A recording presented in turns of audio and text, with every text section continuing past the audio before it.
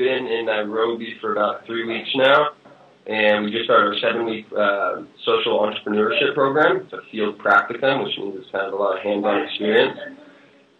And right now, we're starting our Monday meeting. One of our interns, Shimona's here. On Mondays, we kind of go over things, so we all kind of bring stuff to the table. Catherine kind of has a little overview, a couple paragraphs that she did. For the last 2 weeks, we've been working on a project in Kibera. So we have the Seed Academy, which is a small orphanage school that we're building a couple projects with. We're doing a feeding program for them, hopefully through a local church. And we're also kind of trying to develop a virtual library and get some pens and paper and supplies for them. And then we have another group, Power Women's Group, which is a group of HIV-positive women that are in the slums, and that based on other stigmas, they can't, sell food or, build certain things. So they are creating handcrafted goods, and they sell them mostly to foreigners who come through on these little slum tours that they've developed. And our third project is Kibera Bone Products, which is a group of maybe 10 to 15 men who make these products completely out of bone.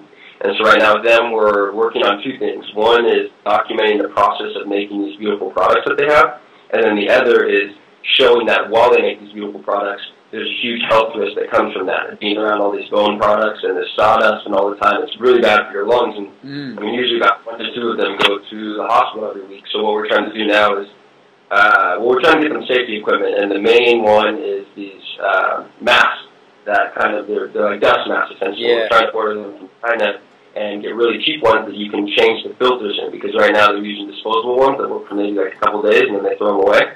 And so it's very wasteful, and it ends up costing them a lot, but they never see that in the long run. They just see, okay, today I bought a mask, tomorrow I'll buy another mask. They don't understand that when you lay it down and you look at over a month, wow, you spent $200 on masks. We could be ordering masks that are much better and sustainable than these ones have. So that's kind of what we're doing right now, is we're looking at, these are our ventures. We're dynamic solution facilitators, so how can we figure out the best way to properly implement a project that will be sustainable once we leave for them? Hell yeah, man. So, so you guys are living, like, in Nairobi. Is this, like, downtown area? Like, living in Nairobi, yeah, right downtown. We're probably 20 minutes from town. We're in a nicer neighborhood where, you'll see, like, Mercedes and BMWs driving by. It's called Lavington. It's, like, kind of like it's like the Medina of Bellevue of Seattle, right? Yeah. I so got where, like, you. a lot of the UN functions are. Yeah. I got you. Huh. Nice. So how many interns you got there? So we have 2 right now, but we're actually, we've changed up our approach a little bit. At first, when we came here, we were building the program up to pitch to students that we're going to bring on next year. But what we've realized is partnering with 2 organizations, well, in the process of doing so. One's a more volunteer-based one called IBHQ, and the other one's more of a professional internship called ISIC, their student-run organization. We've realized that by kind of working with them, especially ISIC, that we can actually get, they already have a database. ISIC is an organization that you can look it up, the biggest student organization in the world. It's in about 117 countries. It wasn't at Wazoo, but it's on a lot of East Coast campuses. And essentially what they do is they take students and they place them in professional internships, whether paid or not paid, in other countries. And then they have an ISIC base there, where it's like ISIC Kenya, or, in the States it would be like ISIC Washington, ISIC Boston, ISIC all these things. And what we realized is that we can actually essentially give them a program that they'll post on their website, and then they have a huge database where people look through all these, and then they choose programs, and then we essentially pay, it's like $50 for them. We pay like $50 for an intern for like 2 or 3 months, so it's a really good deal, and it cuts the marketing off our end of having to go out and pitch all these students and develop all this content. So hopefully, we kind of see it as weathering the storm. So we want to have what you call these summer entrepreneurship programs in the summer and the winter, because in the winter, like December, January, is when a lot of the European schools are off on their breaks, and then America is obviously kind of May to August. So between those times, like when you have the September, Novembers, and then like the February, March, April, we'd like to bring in ISIC interns so we continue kind of this, presence of Kenyan social ventures in Kenya. Because obviously it's not good if we just come here during December and during May, and then during those other months, we're kind of absent, especially with our projects. Yeah. So yeah, it's kind of an approach that we're taking. I mean, what we found is that a lot of people here aren't really happy in their programs. They're not getting necessarily what they want to out of it. If they come here as a volunteer, they usually know they're going to be volunteering. So they're going to be teaching English, in a small primary school, or maybe handing out condoms every day. I mean, doing very basic things. But we think that as KSV, if we can attach onto these, we have so much more knowledge to give these people. I mean, just that, like IBHQ I was telling you about, we've been meeting with it's a lot of girls who are on these programs, but kind of meeting with them and picking their brains about what they want to do. Some of them are actually working on projects that we're working on right now. And like, for instance, Power Women's Group, we go there, and we're trying to develop these solutions for them. We've come off a little bit strong in the first few weeks, but what we found is that there's 2 IBHQ volunteers there, and when we went there, they were just beating, right? So there's these 2 volunteers that are Americans that are in this nonprofit or in this organization, and for 2 months they're literally helping them bead. So they're creating more beads for them. Well, that's great. Maybe at the end of 2 months you're going to have 10 to 20 more necklaces that these women helped you do. But couldn't you be utilizing their skills a little bit more, right? I mean, these are girls from American University. Couldn't they be building a virtual catalog for you, or developing a Facebook page and doing marketing for you? I mean, couldn't there be some other way that they could help you? And we've decided, yes, there's multiple other ways. It's just a matter of kind of getting there. So, like, in Kibera, do they have internet there? Yes, they do. Well, so obviously you can upload USB port internets. There's not like a 3G. There's not fiber that's laid in the slums where it's like you can pick up Wi-Fi and order it to your house. But there are the little USB tab, like 3G ones, and those work fine, especially because internet is quite cheap here compared to like the US and getting one of those. It's a 3G. Yeah, I definitely see helping people out with the digital side is definitely what these small entrepreneurs need. They need help with the digital side, so that totally makes sense. I mean, and simple things like getting them on Facebook, just having a virtual presence. Again, email, simple stuff. Get them an email, a website, boom, Facebook, all social media. Absolutely. Yeah. So, is it pretty common for people to have smartphones in Kibera? I wouldn't say smartphones, but phones definitely. So smartphone penetration is like 30% here.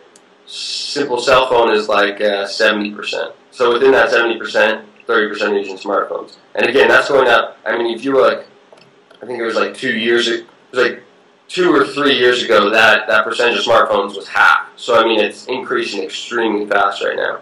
And there's a lot of hybrid smartphones, right? Because you don't have just your standard smartphones that we would have in the U.S. You have a lot of knockoffs coming from Japan and China that are almost like in-betweens. Can they get on like Facebook, websites? Oh yeah. Yeah, no, that's what I mean. So like cell phones that like they aren't smartphones per se as far as being under Android or iPhone, but they're smartphones that have specific apps. Like they have Facebook, they have WhatsApp, they have Skype, they have things that they know people will need, but they're not on these huge networks that then cost them money to maintain. Mm-hmm. So what's going on down there with? Have you been talking to any Bitcoin people? What was that one group? M-Pesa. M-Pesa. They were doing so M-Pesa is the actual mobile money exchange. That's under Safaricom. So essentially Safaricom's the mega corporation that owns M-Pesa, which is it's the program that's built to exchange this currency that creates this mobile banking. And then, so the one BitPesa that we were talking about, that we haven't actually met with them yet. We still need to. We've been a little bit busy, but now this week, well, actually next week, we're going to have some time to kind of sit down with these people on, let's see, on Wednesday, we sit down with the owner of Copa Copa, which is a big exchange out here. There's like 5. There's Pesapal, Copa Copa. Yeah, cut it up. Get them honest. Copa Copa, Pesapal. There's like 3 other ones, and they're big exchanges. It's like PayPal in the U.S., the really, really big ones. And so what we'd like to kind of talk to him about is, where he thinks the market is going. Let's see, we met with some other guys. There's a guy from Chicago who's this young, like 23-year-old, fresh out of college, and he was starting kind of a direct payment program down here as well, but not many people understand Bitcoin. Yeah. Like even him, as a guy who's in the industry, he went to Rochester Institute of Technology, so this is a real smart guy. He didn't even understand the simple logistics of like how Mt. Gox fell apart and like what Bitcoin really is. And so it is surprising. That's why I need someone like Ben down here who could really, I can only reiterate as much as Ben's told me, but yeah. Exactly. I can only reiterate, the things that you told me, but there's so much opportunity out here. There's so many people who really don't understand how these systems work. So, as for getting Ben down there, what would be the biggest opportunity for him? Would it be like teaching people on how stuff works and just dropping knowledge? Would there be like an employment position down there, or what's the major opportunities for someone like Ben right now down there? Well, so right now, obviously, we're setting up the thing with Caesar, which is those are specific contracts that are from the government that are fulfilled by X, Y, and Z, and they pay A, B, and C. Other than that, though, as like a freelancer coming down, there's huge opportunities. Really, what you need to do is, as an IT person coming down, this is in general again, is linking up with a local who has experience abroad. So someone like me, like linking up with Tony, who understands how the rest of the world is going, but also is Kenyan and still can communicate with the cultures here. Coming down and really starting your own workshops. That would be the first thing. So getting together groups of coders, even going to high schools, going to universities, saying, hey, look, these are my skills, this is what I do, I'm essentially offering these skills to you right now, what can we do? So either doing things directly linked with university as like a teaching assistant or a professor itself, or just starting your own workshops. Like literally, okay, you go tell like 10 or 20 high school kids that you're doing a workshop after school and you're teaching them about virtual currencies. You'd have 100 kids lined up. And they'd be willing to pay for this stuff once they understand the actual value of it. So again, it's an entrepreneurial endeavor. It's a risk to take. It's not, there's two sides. There's you coming down, I want to get Ben down here working on an actual contract where he's paid, but there's always the risk versus reward side. Like I'm just, it's like a yoga teacher who goes out in the middle of a park and says, hey, he wants to start doing yoga, and then maybe they'll start paying me and swiping cards. Yeah, it's a freelancer's world right now, and it's all about making your own little muses and bringing value to people, and eventually getting money for bringing that value.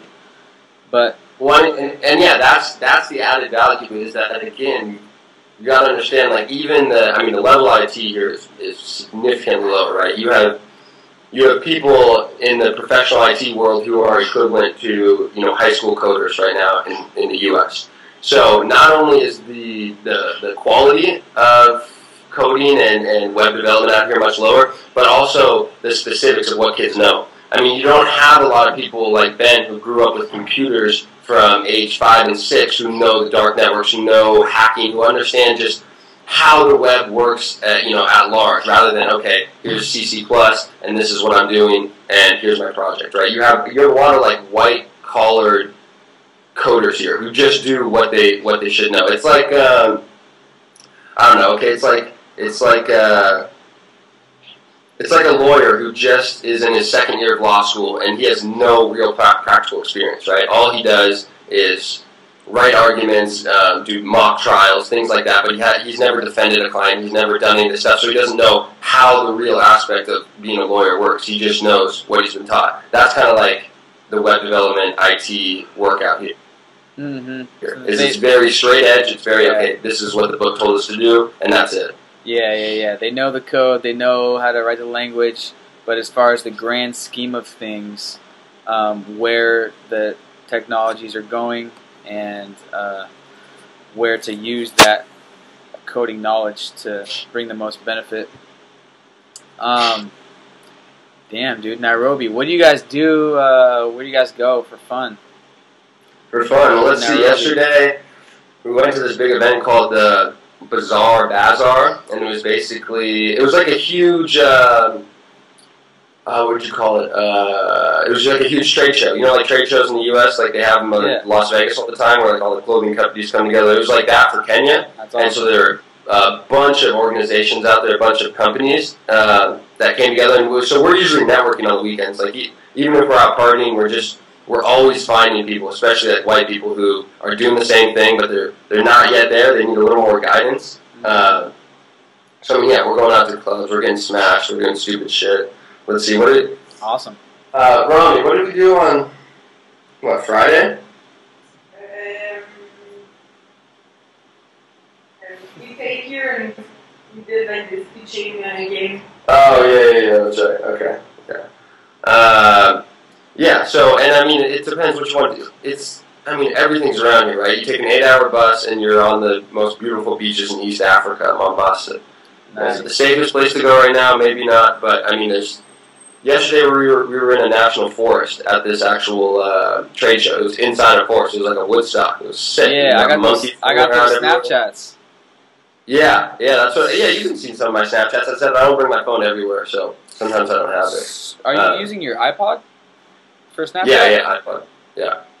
So there must have been Wi-Fi there? No. So I'll snap everywhere, and then once I get home, I'll load them. That's why you'll get like 6 of them at once. Okay. It still works like that. That's good. Yeah. That's chilling.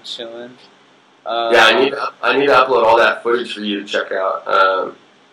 Oh yeah, and then as far as like video goes, we're working. Well, so today we have to go to the like University of Technology and. I don't know, it's kind of like their videography university here. It's like a special multimedia technology. Awesome. We're going there today to hopefully pitch a few students on some film projects that we have. And so one of them actually that is quite interesting as far as like the videos that we think of on the same page of like young, first 15 seconds, catching people's attention, lots of shots, lots of different animation going on. We're trying to make this one, it's called...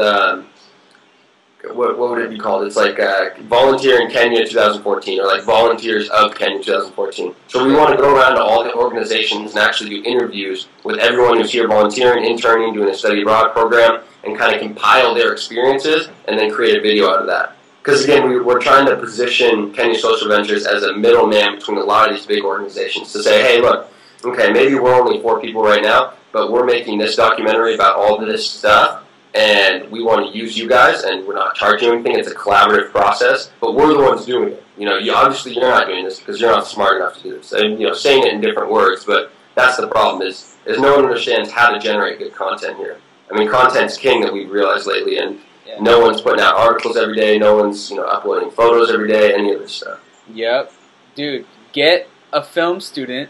And tell him to come live with you and film everything you guys do, and just go around and try to capture everyone doing some type of volunteering or any opportunity that's down there. Compile it into one video. That's a great idea. A summary of everything that's going down there, what it looks like, what people can expect, everything going on. One video would be sick.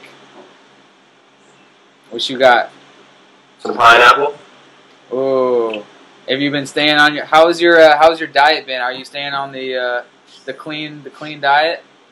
Yo, I've actually been staying on it because Shimon, our intern, he's a vegan, and our little French madame in the kitchen's a vegan as well. Oh, so you're eating fruit every morning? Every morning, Jim. Tell them about your veganness. How vegan are you? Hi. Hey. Vegan open. So when I have other friends that eat something else, I don't want to be too complicated, and I will eat some milk and cheese and things like that. Mm-hmm. Like if we found a place where we can eat wine, drink wine, and eat some cheese, I'll do. But if I'm on my own, I'll be vegan. But, there you go. 90%. Hey. Good. Respect.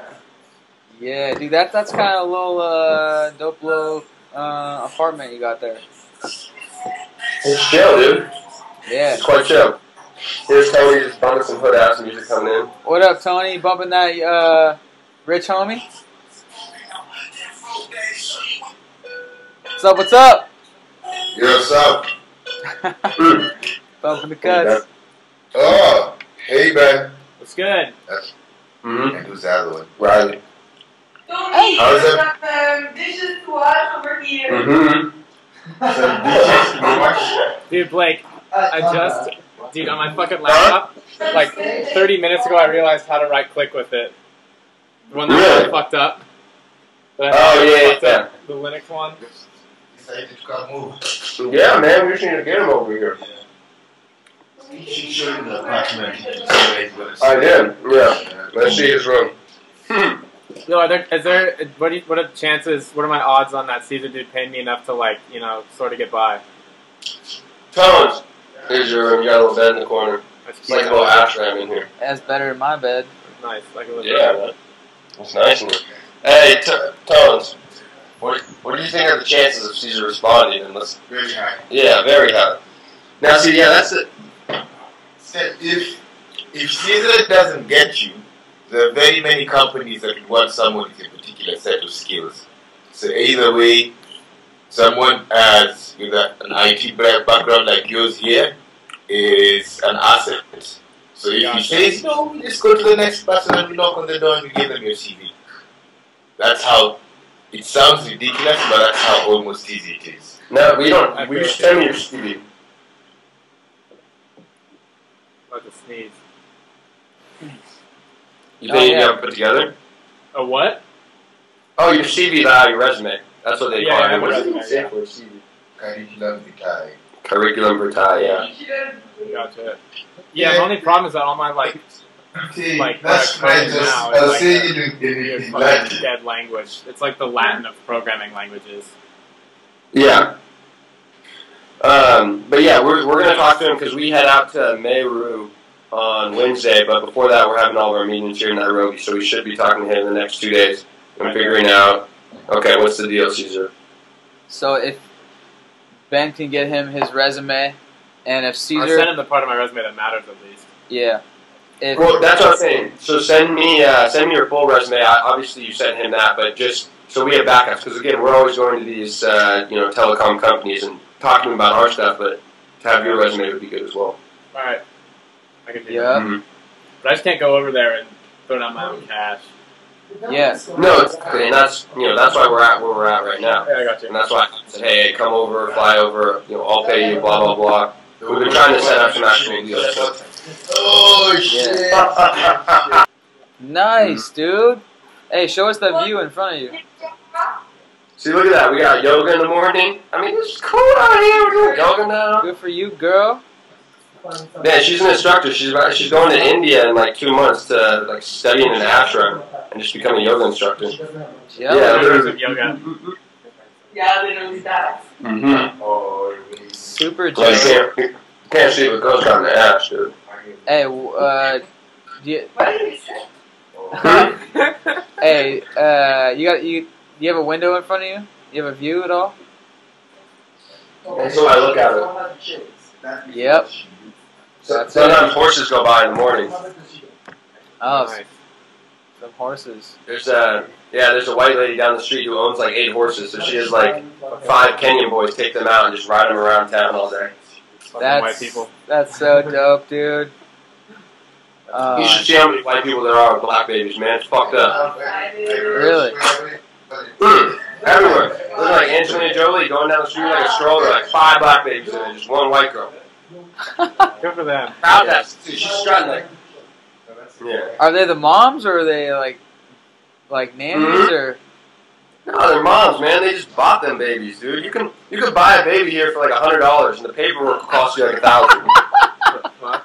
I can get you a baby tomorrow if you need one.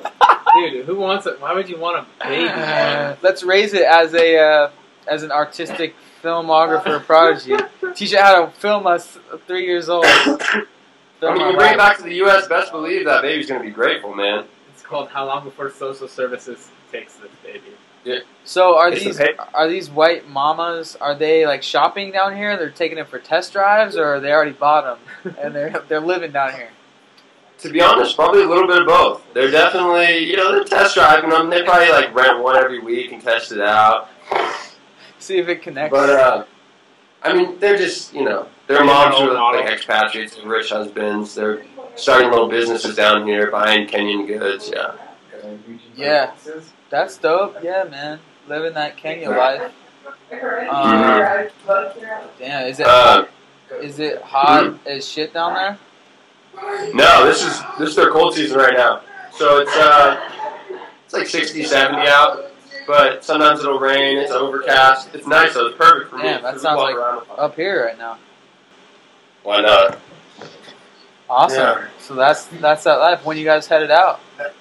That's that life. When we headed out, all right. So we need to do yoga for like 30 minutes, and then we need to build these programs, and then I think our meetings start at like 10, and then we're out on the streets fishing for like 4 or 5 hours, and then we come back at like 5. Fishing for what? Well, just fishing for projects. Not fishing like that. More. Yeah. Scouting, looking around, exploring. Yeah, so right now we've built plans of action for all these projects we have in Kibera, and now it's just kind of executing them. So, like with the church, making sure they're on board to do this feeding program because I mean, like some of these churches here, the Catholic Church has so much fucking power in Africa, dude. They got monuments out here. Some of these churches raise like $20,000, $30,000 every Sunday just from passing the basket around, dude. Wow. Yeah. Like insane amounts of money are raised, dude. People are just giving out money here. So linking up with them to get the feeding program done. Let's see what else. Then we have with Seed Academy, we need to, or with Power Lens Group, we kind of need to keep working to make sure they have their digital catalog. A lot of that, there's so many handcrafted companies out here that just don't have virtual catalogs. So lookbooks, things that I could send you, you know what I mean? That you could then see and find markets for. Anyone, all that I would need is, pictures of them and maybe do a video of them, and then I can upload it to a Squarespace website. Boom. I'll just make one today. Or any type of website. And then, boom, done. I can do that in one night. Yeah, we really have to get, like you said, videographers and cameramen following us around. Yeah, that would be epic. You can have kids say fruit. Yeah, dude, that would be epic. Having a film kid, film everything you do, day in the life. That's what I want to see. We're trying to do this, man. We have so many film projects in our arsenal right now that we're thinking of. I mean, everything from chase scenes to day in the lives to, following young business entrepreneurs. Yeah. Yeah, that would be. So, do you go to Kibera every day? We have been for the last 2 weeks because that's our project runs that we. So for the first 2 weeks, we're focused on the Kibera projects, and so we are going there every day. And then on Wednesday, we go to Chogoria, which is in Meru by Mount Kenya, the mountain I climbed. And out there, we then have our agritourism kind of botany projects that we're working on. So doing logistics for farmers, trying to find markets in Nairobi. It's completely other side of the program. It's more rural based, but it's still it's more projects. So we're exposing our interns to everything we have. After they get back from Meru, we begin more of our kind of our high quality product markets or high quality product projects where we're trying to create these lookbooks. We're trying to find markets, so we start emailing with some of our contacts in the U.S., the U.K., talking to small boutiques and things like that. Then the 5th week is when we start our film project, so that's when we have these filmers that we're talking about, and we're doing our 3 specific projects. And then the 6th week is when we're doing a conference, which it's going to be the initial conference for what we want in the future. But the idea is we bring our interns together with I6 interns and maybe another organization's interns, and they all present their findings to a panel of judges that are locally based. So some ministries, tourism, development, some government officials, presenting what you have and then showing, okay, where could this go now? Getting that solid feedback from local industry leaders.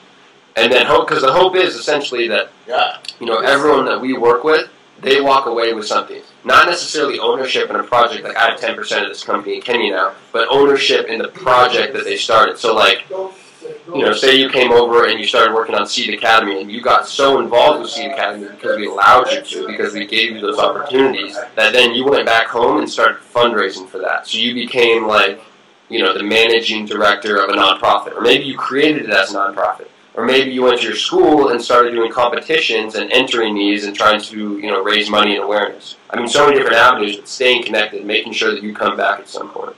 Yeah. What do you think is the biggest, when you go into Kibera and hear people talk, what's the biggest issue in Kibera, in your opinion, or just the popular opinion out there that needs to be solved? Well, I mean, that's housing for sure. Because, again, the biggest problem with Kibera is its marginalized population. So it's something that the government has created, that they need, that everyone knows, but nothing's happening about it. So, for instance, Kibera is maybe 3 or 4 square miles, and it's got upwards of 700,000 people in it, and it's all mud shacks and very small thatched roofs. I mean, very simple portable housing essentially, not structured housing. The only people that have real structures in Kibera are the church. Yeah. So whether it's church-inspired schools, hospitals, clinics, anything, they're the only ones that have pole there. And that's the biggest problem, is that, again, if you don't own land, you don't have a right to feel. I mean, you have no. Yeah. You have no entitlement, empowerment. You could, at any second, your house could be swept from under your feet. There's no long-term understanding for them. Okay, what am I, what's coming tomorrow? What about next week? And it's harder for them to think farther than next week because you have to think about tomorrow. So, yeah. I mean, I would say housing. What do you think is the biggest problem in Kibera, as far as what are on people's minds? They don't. The life that you can't afford them the luxury of worrying about housing. Yeah. Food and sanitation. Yeah, that's true. That was that perfect example you gave me yesterday of, like, I mean, take a mother who you'd say, why don't people start their own small businesses in Kibera? Well, when you have someone making $1 a day, and that dollar is going towards everything they do, from feeding their children in the morning to having, 5 shillings of enough money at night to have dinner, they're not worried about a week. They're not worried about a month or birthdays or, commodities. They're worried about necessities. How am I going to eat tomorrow? How am I going to, feed my children tomorrow? How am I going to, I mean, there's not even enough for school funds. So, yeah, it's Maslow's hierarchy, right? You have to have. How can I make tomorrow a little better than today? Yeah. That's one way of working. Or at least less worse. Mm-hmm. If it's much better. Yeah. Yeah, so this is, welcome to my life, man. Yeah, getting people's basic needs taken care of, where they don't have to worry about it, so they can move up that hierarchy and start pursuing stuff that they're into. And yeah, but it can't just happen like that. People think, oh man, why don't all these people start small businesses? They can't. They don't have enough money. Where are you going to get the $10 needed to start a small business? Even if it takes that much, but it's amazing though, because again, you go here and you see people who are happier than anyone crossing the street in America. I mean, the smiles on their faces, the enjoyment, because they don't have that opportunity hanging over their head, right? They're not thinking about how am I going to be a millionaire. They're thinking about how am I going to make it through the day, and today is, I'm alive right now, right? Alive and well. Maybe not well, but at least alive. Happy to be alive. That's a good thing to realize every single day of your life. And when you take out all like the bullshit and the clutter, like all the materials, it's like, I mean, people here are a little bit better off than people in the States as far as maybe they don't have iPhones, they don't have couches, they don't have 5-course dinners. Also, aren't in a ton of debt. They know what they're waking up with in their pocket every day. They don't have a house that's mortgaged and 5 kids in school. They're not pissed off when they go to bed. I mean. Yeah, they wish they had more money, but at least they're not behind, almost, right? They're not faking it. They know they're poor.